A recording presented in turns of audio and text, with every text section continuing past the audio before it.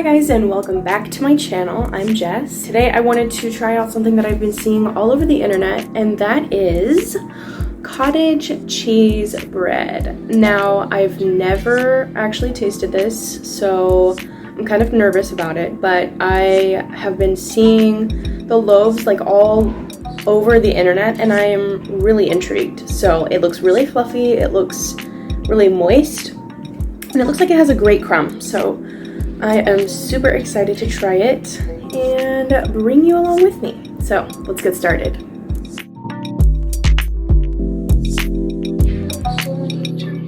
So right off the bat, we can see that each slice, once this is prepared, can be up to 15 plus grams of protein, which is insane. And it's great if you're trying to sneak it in, or if you have small kids who struggle to eat their daily protein intake. So this is a really great bread for a high protein diet, and it's extremely easy to make. It's pretty much just putting your ingredients together and baking.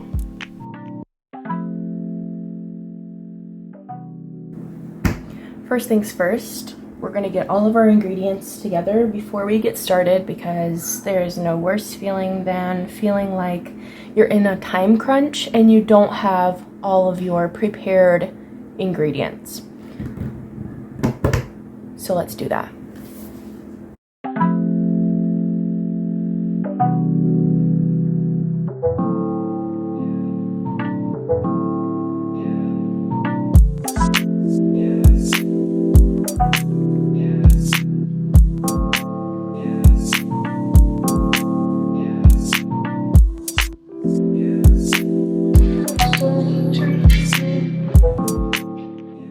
So you just take some lukewarm water and add your yeast to it, and this is going to activate the yeast.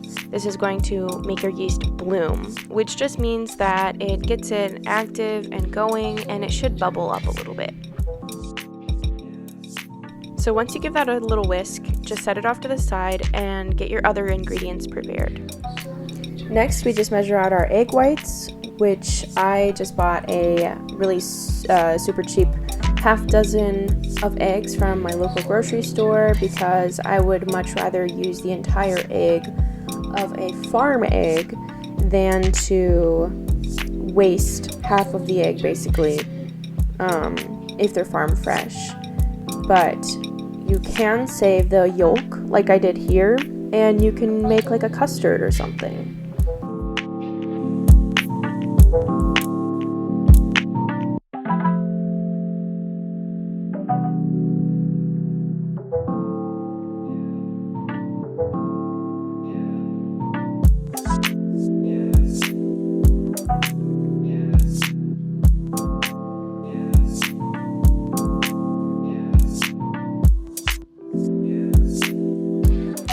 However, I did not account for the fact that the recipe did call for 7 egg whites, and there were only 6 in the half dozen cartons, so I did end up having to dip into my farm fresh eggs, sadly. But something interesting here I want to show you is how golden orange those yolks are compared to store-bought yolks, and that is because store-bought white eggs are bleached. Farm fresh eggs are not, so they have more nutrients in them, and they also retain their color.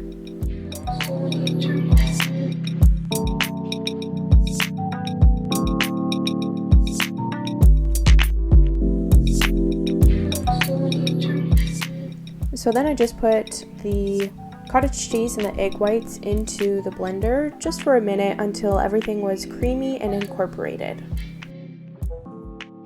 So after that's out of the blender, you're just going to combine that with your bloomed yeast, and then just give it a small whisk just until everything is incorporated nicely.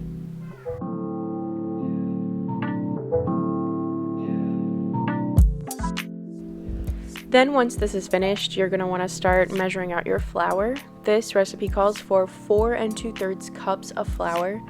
I believe that the 2/3 cups is for dusting, and the, keeping your kneading surface nice and smooth so your dough doesn't stick.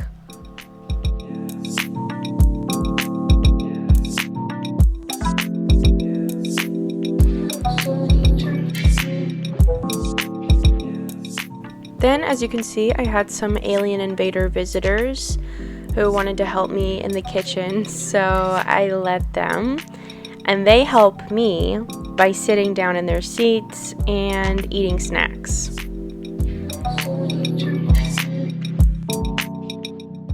Sometimes I'll give them a small piece of dough from whatever recipe I'm working on, if it's bread or if it's something that needs to be mixed. Then I'll let my older one whisk because I trust him a little bit more.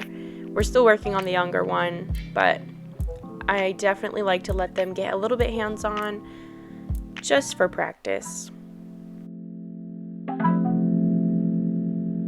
One of their favorite stories is the Little Red Hen, so I enjoy explaining to them how the bread becomes the bread. Even if I don't think that they quite understand just yet, it's still fun to talk about, and I know that someday they will understand.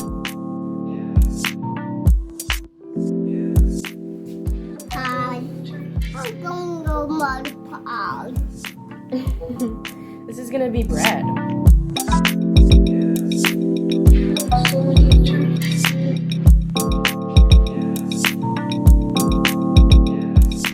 Then one of the little alien invaders moved my camera, so I had to fix it.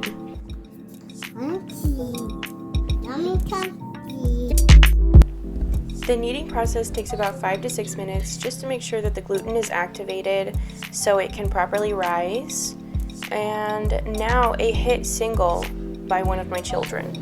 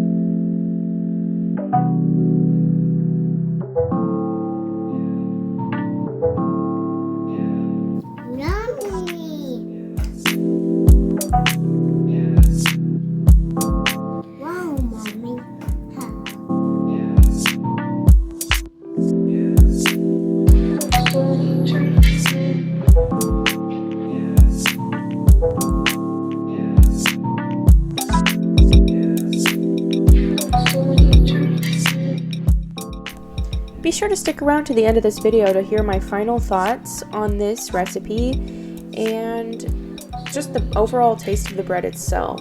And also, if you like videos like this, don't forget to like, comment, subscribe, share, hit the bell notification, because I love bread, you love bread, we love bread. So let's get something going.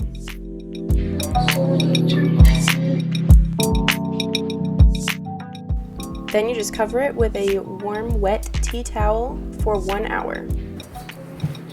Hey guys, so the bread is proofing for 1 hour right now. Well, the dough is proofing for 1 hour right now, and I just wanted to sit down with you guys and share something with you.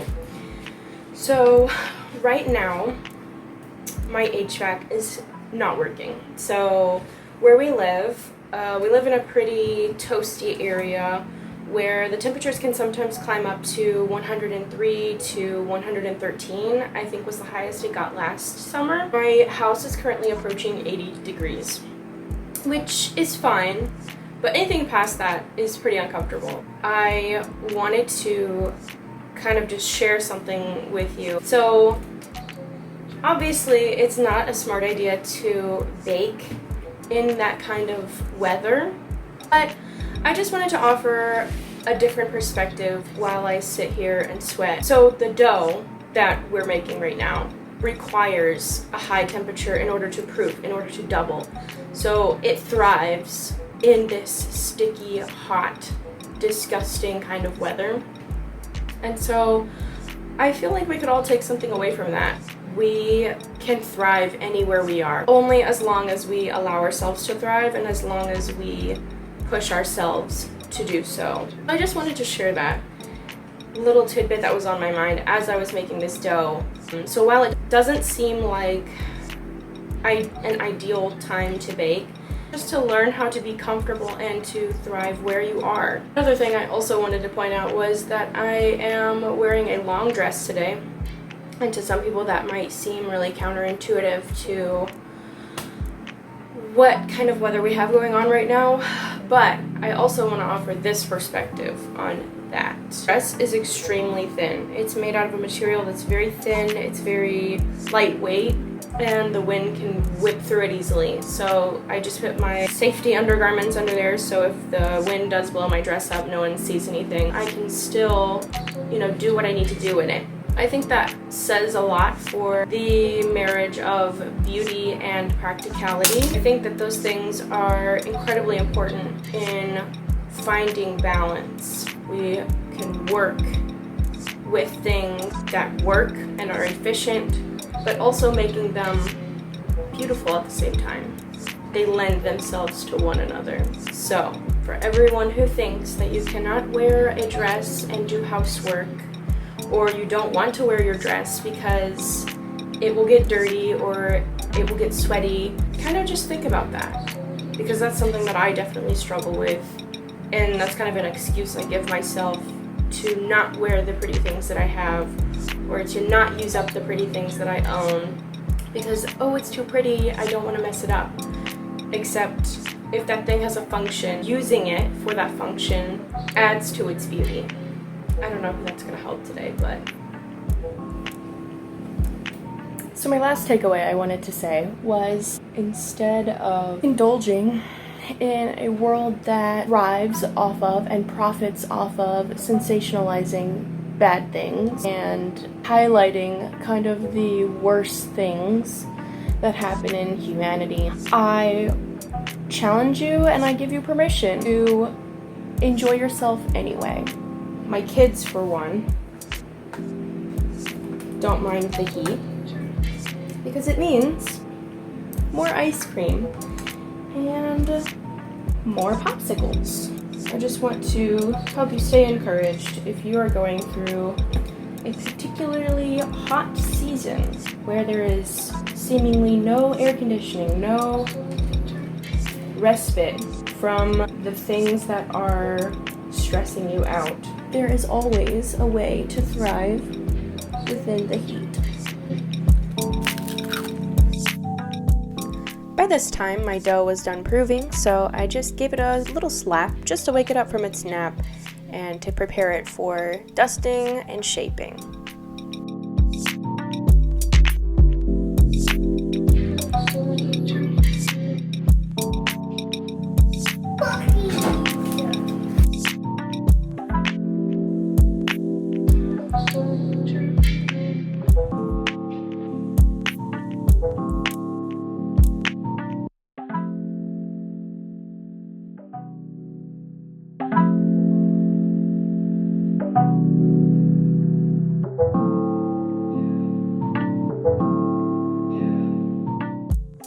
I used a little avocado oil just to oil my hands and a little bit of the dough just so that way I could shape it in the way I wanted without the dough sticking to my hands. And then I proceeded to shape it the way I like to, just by rolling the sides in kind of like a treasure map and then stitching the seams, I guess you could say.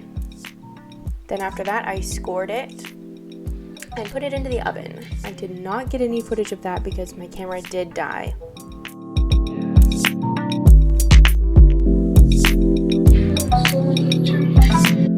Look how gorgeous.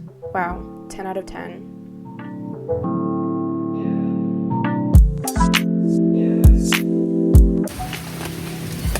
I talked to you guys about how our HVAC doesn't really work, and I just wanted to say that this rain is what we've been praying for, and this to me just represents all of the abundance that is coming feels like nothing's happening, or it's too hot to handle, or it's too much, or you feel stagnant. But this is proof right here that good things are coming. So don't give up hope.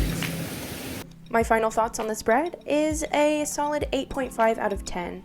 The flavor is great, the crumb is very tight. The only thing is that it just uses so many eggs, and if you're in a pinch, that's not really sustainable. I hope you guys enjoyed this because I enjoy you. See you next time.